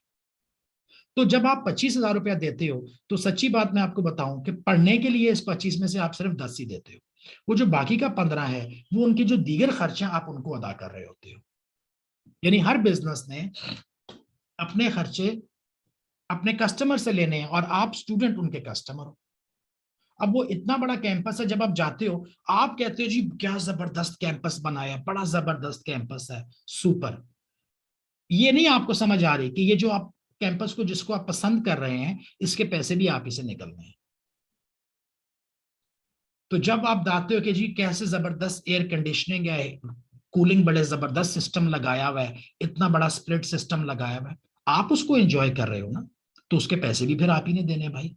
तो वो पैसे फिर आपको 28,000 रुपए के अंदर मिल जाते हैं, क्योंकि उस एसी में आप ही बैठते हो, तो उसके पैसे भी आप ही ने देने। उन्होंने फ्री में तो नहीं लगाया, आप ही के लिए लगाया, आपसे पैसे लेके लगाएंगे। तो बहरहाल ये उसका पढ़ाई की क्वालिटी से कोई ताल्लुक नहीं है 28,000 का। जो आपको ट्यूटर आपके आके पढ़ा रहा है, उस ट्यूटर की मेहनत जो है वो सिर्फ 8,000 रुपए की है। बाकी जो 20,000 है, उसमें से कोई 15,000 रुपया कैंपस के खर्च में चला जाता है, 13,000 रुपया वो जो है पता नहीं क्या, आई डोंट नो कितना बच गया, जो भी 5-7 हजार बच गया, वो कंपनी का प्रॉफिट चला जाता है। ऐसे होता है। तो एनीवेज, वर्टेक्स के पास जो है, आप ऑनलाइन जाके देखिए, वर्टेक्स की वेबसाइट के ऊपर ये वर्टेक्स का एड्रेस है। आप, हमारे पास ऐसी कोई फीस नहीं होती, हमने अपने ओवरहेड्स वगैरह बहुत कंट्रोल करते हैं। हम अपने स्टूडेंट के ऊपर अपना खर्च ओवरहेड एक्स्ट्रा नहीं लोड करते। आप इस वेबसाइट पर जाकर देखिए, आपको सारे कोर्सेज की फी मिल जाएगी https://vls-online.com पे। हमारे पास फाउंडेशन कोर्सेज से शुरू कर लो, FA1 से लेकर, तो वो स्ट्रेटेजिक लेवल आखिरी तक सारे पेपर्स मौजूद हैं। प्लेटफॉर्म हमारा बहुत जबरदस्त है। अभी ये मैं आपको बताऊं, मैं पाकिस्तान में तो ऐसा कोई प्लेटफॉर्म नहीं है, मैं आपको अभी शो करा देता हूं। यानी ये बात मैं पूरे हाउ टू से कॉन्फिडेंस से कह रहा हूं कि पाकिस्तान में तो वर्टेक्स के लेवल की कोई भी वेबसाइट आपको नहीं मिलेगी। आप जो मर्जी इंस्टीट्यूट देख लें, कराची का, लाहौर का, इस्लामाबाद का, फैसलाबाद का, कहीं पे भी जाकर देख लें, आपको, ये मैंने अभी आपके साथ स्क्रीन शेयरिंग कर दी हुई है, ये हमारी वेबसाइट है। ये हमारी वेबसाइट है, ये हमारी ये सेमिनार हो रहा है, ये vls-online.com, ये वेबसाइट का एड्रेस है। इस पे आप जाकर देख लेना, इस पे सारे कोर्सेज जो हैं मौजूद हैं। FA1, FA2, F2, F3, मिसाल के तौर पे मैंने ये कोर्स खोल लिया है, $44 इसकी कीमत लगी हुई है। तो $44 जो है ये 8,000 से भी कम में बनता है, क्योंकि 8,000 $50 के करीब होता है। और इसमें अगर आप देखो तो इसमें आपको क्या नजर आ, ये फ्री प्रीव्यू पड़े हुए हैं, आप हमारे वीडियोस देख सकते हैं, सारे के सारे वीडियोस यहाँ पे ये फ्री में है, ओपन है डेमो के लिए। इसके बाद ये चैप्टर लगा हुआ है, हर चैप्टर के ऊपर क्विज है, हर चैप्टर के ऊपर क्विज है। हर चैप्टर के अंदर आपको शॉर्ट नोट्स नजर आएंगे, मैं अभी आपको दिखा दूंगा। ये क्विज आपको नजर आ रहा है, दोबारा आपने देख लिया, हर चैप्टर को मुकम्मल करोगे, क्विज लगेगा, क्विज आप अटेम्प्ट करोगे, उसी क्विज को अटेम्प्ट करने के बाद आपकी ग्रेडिंग होगी, स्कोरिंग होगी, आपको नंबर मिलेंगे। तो ये सारी की सारी देखो, क्वेश्चन आंसर वीडियोस लगे हुए हैं, आपके प्रैक्टिस किट है BPP की या कहाँ की, MCQ क्वेश्चन करके इसका वीडियो लगा दिया। तो ये सब चीजें आपको नजर आ रही हैं, लेक्चर भी नजर आ रहे हैं। लेक्चर के नीचे देखो, ये सारी किताब सॉल्व की हुई है, ये लेक्चर दिया हुआ है। इस लेक्चर के बाद ये MCQ सारे क्वेश्चन वीडियोस हमने दिए हुए हैं। क्वेश्चन सॉल्व करके उनके वीडियो भी रखे हुए हैं कि बच्चे को तंगी ना हो कि ये क्वेश्चन कैसे सॉल्व करना है। और जब ये सारा कुछ कर लोगे, तो फिर आखिर में यहाँ पर तुम्हारे पास इसका क्विज आ जाता है, ये क्विज आ जाता है। तो इस लेवल का वेबसाइट किसी के पास भी नहीं है। यानी मैं आपको हकीकत बता रहा हूँ, आप, अगर आप कभी आपके सामने कोई आ जाए तो मुझे दिखा दीजिएगा, पाकिस्तान में कोई ऐसी वेबसाइट आपको नहीं मिलेगी। सारे कोर्सेज मौजूद हैं। जब आप वेबसाइट को खोलोगे तो अगर आप रजिस्टर्ड, और हमारे बाय द वे ये रिजल्ट पड़े हुए हैं, किसी को देखना हो कि वर्टेक्स के स्टूडेंट का रिजल्ट क्या है, तो ये हमने सब पेजेस पे ये लिंक लगाए हुए हैं। तो आप जाके हमारे पास्ट रिजल्ट भी देख सकते हैं। मिसाल के तौर पे ये इसको खोल लेता हूँ, introduction to tangible non current asset. तो इसमें आपको क्या मिलेगा, जैसे ही आपने क्लिक किया तो यहाँ पे आपके पास वीडियो आ रहा होगा। वीडियो के नीचे ये सारी चैप्टर की समरी भी लिखी हुई है, ये भी आप पढ़ लोगे। उसके बाद इसमें आपको अटैचमेंट भी मिल जाएगी, आप डॉक्यूमेंट डाउनलोड भी कर लोगे। तो आपके पास वीडियो आ रहा है, आपके पास डाउनलोड करने के लिए शॉर्ट नोट्स आ रहे हैं, और आपके लिए पढ़ने के लिए यहाँ पे शॉर्ट नोट्स दिए हुए हैं, और सब चैप्टर ऐसे ही आपको नजर आएंगे। इंट्रोडक्शन टू एक्रूवल्स पे आ रहा हूँ, तो एक्रूवल में भी आपको यहाँ पे वीडियो मिलेगा, आपको अटैचमेंट मिलेगी, नीचे आपको पढ़ने के लिए नोट्स मिल रहे होंगे। तो सारा का सारा मुकम्मल। और जैसे मैंने कहा कि अगर आपके सामने से कोई ऐसी वेबसाइट गुजरे पाकिस्तान में, इवन आपको ग्लोबली भी बहुत कम मिलेगी, सिर्फ एक वेबसाइट है पूरी दुनिया में जो कि हमें कंपेयर कर सकती है या कंपेयर करती है, उसके अलावा आपको कोई भी नहीं ऐसा मिलेगा। तो ये था जी ACCA का और फाउंडेशन डिप्लोमा के मुतालिक बेसिक इंफॉर्मेशन मैंने आपको दे दी है। मैंने आपको करियर प्रोग्रेस भी बता दी है, करियर पाथ भी बता दी है। अब यहाँ पे अली अब्दुल रहमान, अक्सा जावेद, गनवा है, रजा है, मिस्टर खान आफरीदी, शाहिद आफरीदी, जो क्वेश्चन है आप लोगों को पूछिए, मैं आपको जवाब दूंगा। आप लोगों की इंडिविजुअल, किसी के पास मैट्रिक है, इंटर है, बीकॉम है या नहीं है, जो भी आपको इंडिविजुअल क्वेश्चन हो आप मुझसे पूछ सकते हैं। मैं अब रिकॉर्डिंग को स्टॉप कर रहा हूं ताकि उन चीजों, आपके क्वेश्चंस यहाँ पे रिकॉर्डिंग में ना आए। हाँ, अगर जवाब इंटरेस्टिंग हुआ तो उसको रिकॉर्ड कर लूंगा, वरना उसकी रिकॉर्डिंग भी नहीं होगी। तो बहुत सारे क्वेश्चंस के आंसर्स मैंने रिकॉर्ड नहीं किए, कर ले रहता तो अच्छा हो जाता। एनीवेज गलती थी। अभी एक बच्चे ने पूछा जी F1 क्यों मुश्किल है। F1 तो सबसे आसान पेपर है, मुश्किल तो नहीं है, उसमें तो कोई मुश्किल चीज है ही नहीं। हाँ, F1 बोरिंग जरूर है, क्योंकि आपको बहुत सारा एक ही तरह का नॉलेज पढ़ना पड़ता है, तो बच्चा बोर हो जाता है। और सारे का सारा थ्योरेटिकल है, और थोड़ा सा आपको बोरिंग लगता है, लेकिन यकीन मानो बहुत आसान है। जब आप पढ़ रहे होगे ना, मैं आपको भी बताता हूँ क्या होगा। आपने F1 के वीडियो लेक्चर सुन लिए, फिर आपने F1 की किताब भी पढ़ ली, अब जब बंद करोगे ना तो तुम्हारा दिमाग होगा ब्लाइंड। एक लम्हे को सोचने की कोशिश करोगे ना, रिफ्रेश नहीं कर सकोगे, तुम्हें लगेगा कि मुझे कुछ भी नहीं आता, कुछ भी नहीं आता। लेकिन जिस वक्त इम्तिहान में जाओगे, क्वेश्चन देखोगे, तो वो आहिस्ता आहिस्ता चीजें रिकॉल करना शुरू कर दोगे। वो कुछ क्यों नहीं आता, क्योंकि तुम बैठ के लिख तो नहीं सकते किताब, वो जो कुछ थ्योरी पढ़ी है वो सारा दोबारा लिखा तो नहीं जा सकता ना, तो इसलिए तुम्हें महसूस होगा कि तुम्हें कुछ नहीं आता। लेकिन जब एग्जाम में जाओगे ना, वो क्वेश्चंस देखोगे, तुम्हें उनके आंसर्स तुम्हारे ब्रेन में मौजूद है, तुम्हारे माइंड में उसके आंसर्स मौजूद है, आंसर तुम उसका कर दोगे। तो इसलिए उससे डरने की जरूरत नहीं है। F1 बिल्कुल नहीं डरना, वीडियो लेक्चर सुनोगे, किताब को एक दफा पढ़ोगे और बिस्मिल्लाह करके इम्तिहान में जाओगे, सारे के सारे पास होगे। F1 में कोई फेल नहीं होता। अच्छा, अभी किसी ने पूछा है जी कि after doing ACCA which country shall we go first. देखिए, ये बड़ा सब्जेक्टिव सा क्वेश्चन है। पहली बात तो है कि ACCA करते साथ तो आप किसी मुल्क में जाएंगे नहीं या जा नहीं सकते आमतौर पे, कोई एक्सेप्शन हो सकती है, लेकिन आमतौर पे आपको अपने ही मुल्क में, अपने ही एनवायरनमेंट में 2-3 साल काम करके थोड़ा सा एक्सपीरियंस बनाना है, ताकि अपने CV पर लिखो। देखो, कोई भी एम्प्लॉयर दूसरे किसी मुल्क में बैठा हुआ आपको उधर से बुलाएगा और फिर आपको काम भी सिखाए, ये नहीं हो सकता। अब इमेजिन करो ना, मैं मिडिल ईस्ट में बैठा हूँ, UAE में हूँ, मैं सऊदीया में हूँ, तुम मेरे पास जॉब अप्लाई करते हो, मैंने तुमसे पूछा भाई क्या किया, तुमने बोला सर ACCA किया। मैंने कहा यार एक्सपीरियंस है कुछ? नहीं जी, एक्सपीरियंस कोई नहीं है। क्या काम करना आता है तुम्हें, क्या मेरे लिए कर सकते हो? बोला जी मैं आता तो कुछ नहीं है, बस किताब पढ़ी हुई है, जो काम आप सिखा दोगे मैं वो कर लूंगा। तो ऐसा तो नहीं होगा कि अब मैं तुम्हें पाकिस्तान से सऊदीया भी बुलाऊं, तुम्हें टिकट भी दूं, तुम्हें पैसे भी दूं और तुम्हें काम भी सिखाऊं, तो ये नहीं होगा। तुमने काम सीखना है अपनी लोकल एनवायरनमेंट में, 1 साल 2 साल 3 साल, उसके बाद कहाँ अप्लाई करना है ये अब तुम्हारी चॉइस है। कुछ लोग हैं वो कहते हैं जी हम सऊदीया को पसंद करते हैं, वहां पे इस्लामिक माहौल है। कुछ लोग कहते हैं जी हम मिडिल ईस्ट को पसंद करते हैं, थोड़ा सा ओपन है, थोड़ा सा ज्यादा रिलैक्स्ड है, सऊदीया तो बिल्कुल ही बहुत ही कंजर्वेटिव है। कुछ लोग होते हैं कहते हैं जी हमें यूरोप पसंद है, या कुछ ये पसंद के अलावा किसी का कहीं पे भाई मौजूद है, किसी का दोस्त मौजूद है। ये होता है सारा जिंदगी में, ये रियल लाइफ में ऐसे ही होता है ना, कि आपका कोई कजन था एक जगह पे मौजूद है, उसने ही, क्योंकि वो कजन वहां पे मौजूद है तो आपके लिए वो जगह आसान हो जाती है, तो फिर आप भी उधर चले जाते हो। तो इसमें कोई ऐसा स्ट्रिक्ट रूल नहीं है जो मैं आपको दे सकूं कि इधर ही जाए। उसमें जो आपकी पर्सनल चॉइस है और जो तरह की कंडीशंस अवेलेबल है उसके मुताबिक ही आप डिसाइड करोगे। हो सकता है आप पाकिस्तान से बाहर जाना भी ना चाहते हो, ये आपकी चॉइस है। Scope of ACCA in Canada after study, जी एसीसीए कनाडा में चल सकता है। मैंने शुरू में कहा था कि, और मैं वो कि अमेरिका, कनाडा, ऑस्ट्रेलिया, वो इस मकसद से कहा था कि एसीसीए अगर आपने किया हुआ ना तो आपको कनाडा में जाके वहां पे लोकल एक उनकी क्वालिफिकेशन है लोकल टैक्सेशन की, वो आपको 2 या 3 इम्तिहान होते हैं मेरे ख्याल में, वो एडिशनल आपको एक थोड़े से 2 या 3 पेपर देने पड़ेंगे और फिर आप वहां पे काम कर सकते हैं। आमतौर पे वहां पे ज्यादा प्रेफरेंस उनके सीपीए को दी जाती है, लेकिन एसीसीए वाले भी चलते हैं और कर रहे हैं। मेरे अपने बहुत से स्टूडेंट हैं जो कि कनाडा जाके अपनी क्वालिफिकेशन अपडेट करके वहां पर चल रहे हैं।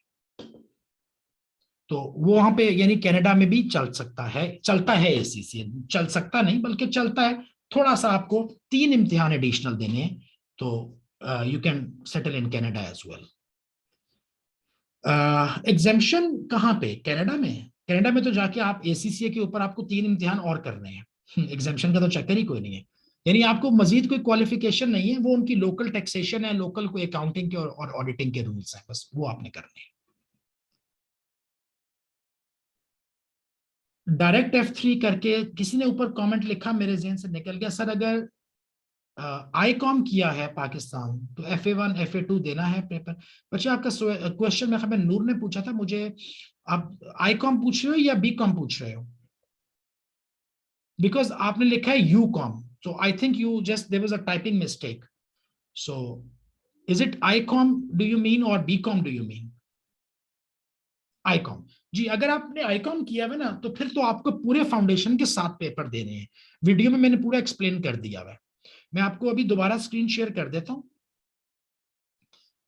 इधर से चले, ये स्क्रीन शेयर कर देते हैं जी। अगर आपने आईकॉम किया है ना तो ये इसको हम कहते हैं ये मैट्रिक ओ लेवल इंटरमीडिएट, ये फाउंडेशन डिप्लोमा के 7 पेपर हैं, ये आपने पूरे देने हैं। लेकिन एक चीज आप जेन में रखें कि ये जो फाउंडेशन डिप्लोमा के 7 पेपर्स आप करते हो ना, इन 7 में ये आखिरी 3 पेपर जेन में रखो। ये आखिरी 3 पेपर एसीसीए के प्रोफेशनल क्वालिफिकेशन में भी मौजूद है।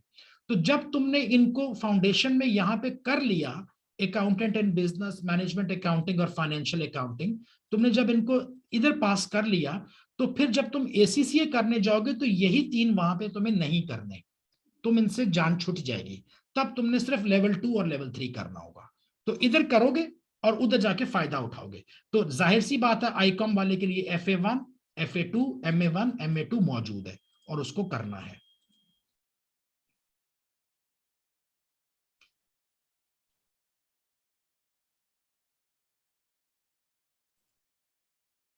अच्छा, और कोई question ji?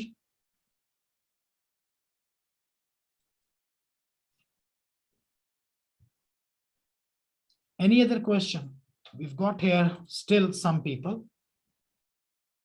Can we do F4 with your videos only? Like we will not get any confusion. It is easy to learn if I did F2, F3 on my own. It is.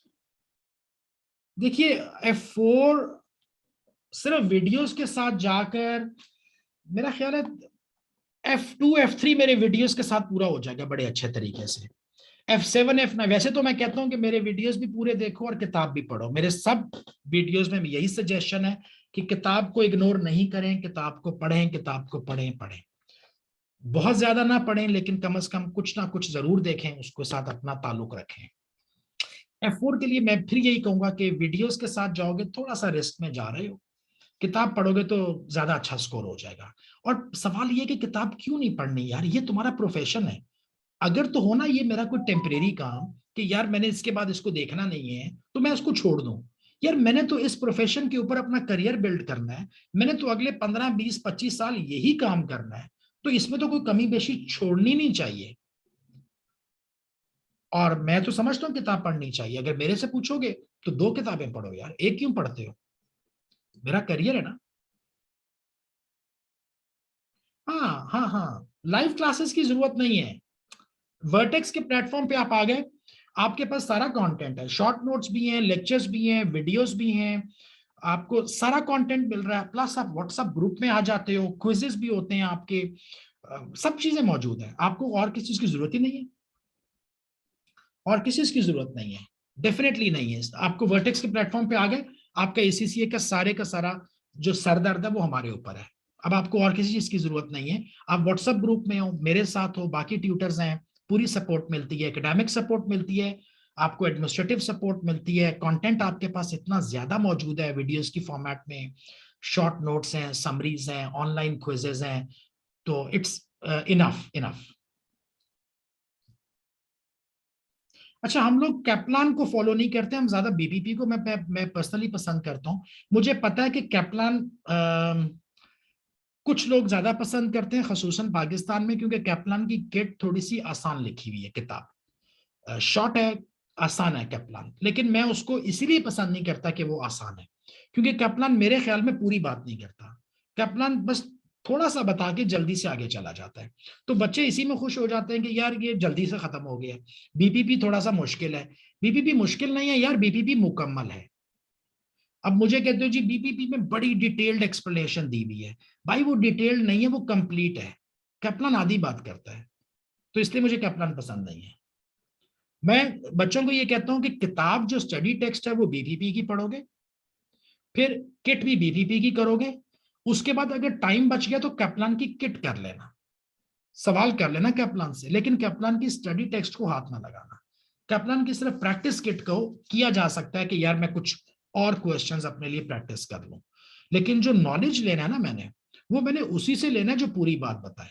जो आधी बात बता के चला जाएगा उससे मुझे नहीं लेना नॉलेज। बीपीपी इज बेस्ट यार। आपने ये क्वेश्चन पूछा खन्ना, मैं आपको बताऊं कि आप हमारी वेबसाइट पे जाके देखो, इसी साल 2021 में मार्च अप्रैल के महीने में हमारे 6 लोगों ने एसीसीए F2 MA में 89 प्लस स्कोर किया। 89, 91, 92, अगेन 89, देन 84, यानी 80 प्लस 80 टू 90% 6 लोगों ने स्कोर किया है बीपीपी किट। हम बीपीपी किट फॉलो कर रहे हैं। F5 F8 बहुत मुश्किल है पास करना जी, F5 थोड़ा सा मुश्किल है, अनएक्सपेक्टेड होता है। मैं ये नहीं कहूंगा कि F5 आसान है, F5 मुश्किल है। अच्छा, मुश्किल भी इसलिए नहीं है कि उसका टॉपिक मुश्किल है, जब आप पढ़ रहे होगे तो आपको सारा समझ आ जाएगा। मुश्किल इसलिए होता है कि F5 का एग्जाम बहुत अनएक्सपेक्टेड होता है। Ben seni kocama verip kocamla konuş. अच्छा, F5 का जो ना सिलेबस मुश्किल इतना नहीं है, F5 का प्रॉब्लम ये आता है कि इम्तिहान बहुत अनएक्सपेक्टेड होता है। लाइक F7 है ना, तो आपको पता है कि यार किस तरह के क्वेश्चन आएंगे, मुझे भी पता है, आपको भी पता है, हम एक एक्सपेक्टेशन क्रिएट कर सकते हैं कि इस टॉपिक से इस तरह का क्वेश्चन आ सकता है। कंसोलिडेशन होगा तो ये एडजस्टमेंट करनी है,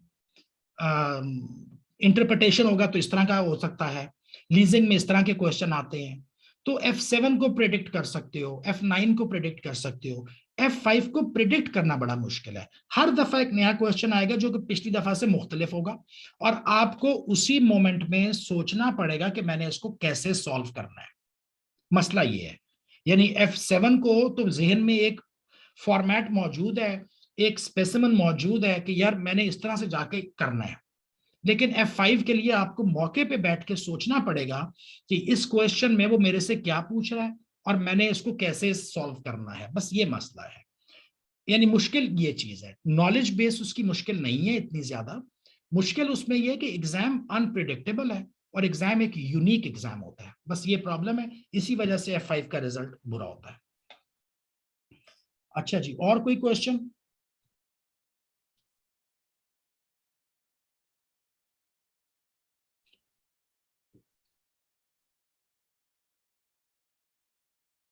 रिपीट होता है जी किस में? F2 से F5 में आपने लिखा कितना परसेंट सिलेबस रिपीट होता है, तो कौन से पेपर में आप रिपीटिशन का पूछ रहे हो?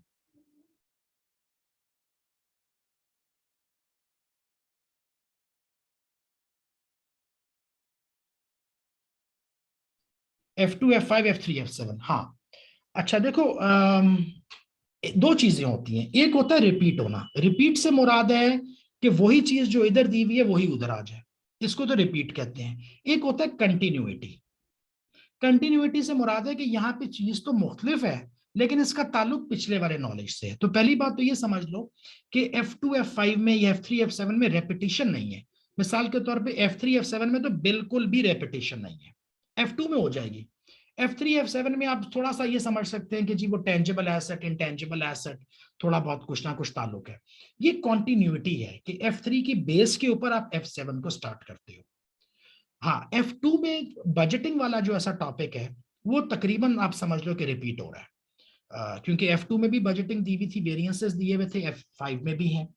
और जो आपके F2 वाले वेरिएंसेस हैं जिसको कि आप बेसिक वेरिएंसेस कहते हो, वो F5 में एज इट इज रिपीट हो रहे हैं। इसी तरह से बजटिंग का टॉपिक भी रिपीट हो रहा है और एक्टिविटी बेस्ड कॉस्टिंग का टॉपिक भी रिपीट हो रहा है थोड़ा बहुत। तो कुछ ना कुछ F2 F5 में रेपिटेशन है, लेकिन मैं समझता हूँ कि रेपिटेशन से ज्यादा जो है ना वो एप्लीकेशन फर्क हो जाती है। नॉलेज तो सेम होता है लेकिन जो क्वेश्चन की अप्रोच होती है F5 में वो मुख्तलिफ होती है। तो नॉलेज तो रिपीट हो रहा है लेकिन वो नॉलेज को कैसे अप्लाई करना है वो F5 में एक डिफरेंट सिनेरियो है। गोइंग बैक टू F7 में भी कंसोलिडेशन है, F3 में भी है, लेकिन F3 में जो बहुत ही बेसिक कंसोलिडेशन है जो कि F7 में आप नहीं करते, लेकिन उसी नॉलेज को यूज करके आप F7 की कंसोलिडेशन को समझते हो। इसीलिए जब आप हमारा F7 का कोर्स देखोगे तो मैंने उसमें तकरीबन कोई 10 लेक्चर F3 के रखे हुए हैं। इसी तरह से मैंने F5 के लेक्चर में F5 के कोर्स में कोई 7-8 लेक्चर F2 के रखे हुए हैं कि भाई F5 को पढ़ने से पहले ये वाले F2 के पढ़ लो लेक्चर, और इधर F7 को करने से पहले ये F3 के लेक्चर एक दफा देख लो। वो इसलिए है कि वहां पे कंटिन्यूटी चल रही है। सर ये स्किल्स लेवल के पेपर एक अच्छा स्टूडेंट जो डेली पढ़ता हो कितने टाइम यूज लगना चाहिए? देखो मैंने बताया इस टॉपिक को बड़ा डिटेल में कि आपको तकरीबन 3 घंटा 2.5 से 3 घंटा रोजाना लगाना है तो एक पेपर होता है। अगर 5 घंटे हैं आपके पास, 6 घंटे, 5 घंटे अगर रोजाना लगाने के हैं तो 2 पेपर लगा सकते हो हर सेमेस्टर में। एक साल में कम से कम 4 करोगे, ज्यादा से ज्यादा 6 करोगे। 4 से 6 के दरमियान, यानी वो F4 से F9 6 पेपर बनते हैं। उन 6 के 6 पेपर को एक साल में मुकम्मल किया जा सकता है। वीडियो को अपलोड कर दूंगा, मैंने बताया हुआ कि कैसे प्लानिंग करनी है टाइम की। No problem, no problem, you join late, no problem. लेकिन मैं वो वीडियो को आपका लिंक दे दूंगा ना, आप भी ईमेल कर देना, मैंने ईमेल एड्रेस दिया है तो वहां पे आपको लिंक भेज दूंगा। तो 3 घंटा, 2.5 से 3 घंटा एक पेपर लेता है पर डे मैक्सिमम।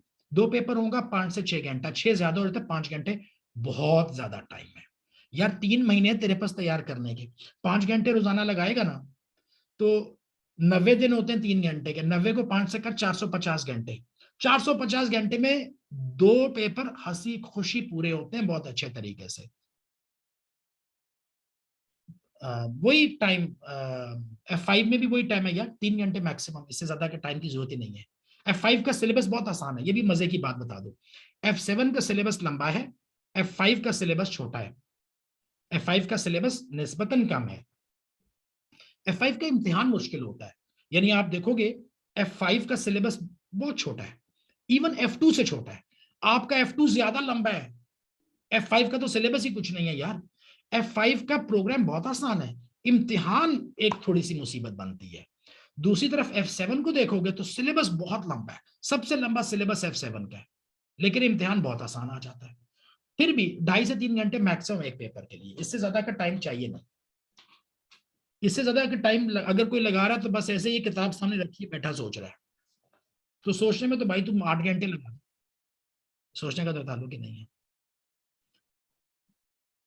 चलो आज के लिए इतना काफी है, बस करते हैं यहाँ पे, मीटिंग को हम छोड़ते हैं। इंशाल्लाह कोशिश करेंगे, आपका जो भी क्वेश्चन हो आप ईमेल आपके पास है, आप कांटेक्ट कर सकते हो।